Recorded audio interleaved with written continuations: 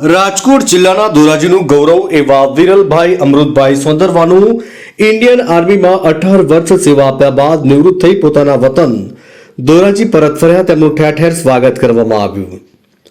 Indian આર્મીમાં સેવા પોતાના પરિવાર અને ગામ અને દેશનું નામ રોશન કરવું અને સેવા આપવી દરેક ઇન્ડિયનનું સ્વપ્ન હોય છે. ત્યારે ધોરાજીમાં રહેતા અમૃતભાઈ સોંદરવાનો પુત્ર એવા વિરલભાઈ અમૃતભાઈ 18 વર્ષ પહેલા ઇન્ડિયન આર્મી જોઈન કરી અને દેશની અને દેશવાસીઓની સેવા કરી રહ્યા હતા. દરેક પરિસ્થિતિમાં ઇન્ડિયન આર્મી તરીકે ફરજ બજાવતા હતા. ત્યારે 18 વર્ષની દેશની સેવા કરવાનું ગૌરવ મળ્યું અને 18 વર્ષની સેવા આપ્યા બાદ નિવૃત્ત થઈ પોતાના માદરે વતન ધોરાજીમાં પરત ફર્યા હતા. આજરોજ ધોરાજીના વિવિધ વિસ્તારોમાં વિરલભાઈ અમૃતભાઈ સોંદરવાનું ભવ્યાથી ભવ્ય રીતે સ્વાગત અને સન્માન કરવામાં આવ્યું. જય હિન્દ. મારું નામ સોંદરવા વિરલકુમાર અમૃતલાલ.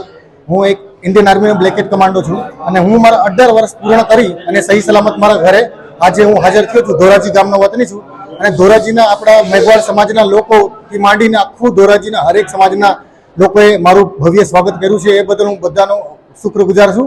અને નવજવાનોને એ જ કહેવાનું છે, જો આર્મીમાં જવા માટે તત્પર રહેવું જોઈએ અને જે કોઈને આર્મીમાં જવા માટે કોઈ પણ હેલ્પલાઇન કે કોઈ પણ કંઈ પણ હેલ્પ જોતી હોય તો એ મારી પાસેથી લઈ શકે છે. જય હિન્દ. આ તકે વિરલભાઈ અમૃતભાઈ સોંદરવાએ નવજવાનોને અપીલ કરી કે ઇન્ડિયન આર્મીમાં સેવા માટે હંમેશા તત્પર રહેવું જોઈએ. ભારત દેશની સેવા દરેક ભારતીયોએ કરવી જોઈએ અને નવજવાનોને કોઈ પણ પ્રકારની માહિતી જોઈતી હોય તો હું તે લોકોને મદદરૂપ બની માર્ગદર્શન આપવા હંમેશા તૈયાર છું. ધોરાજીથી અલ્પેશ ત્રિવેદીનો રિપોર્ટ.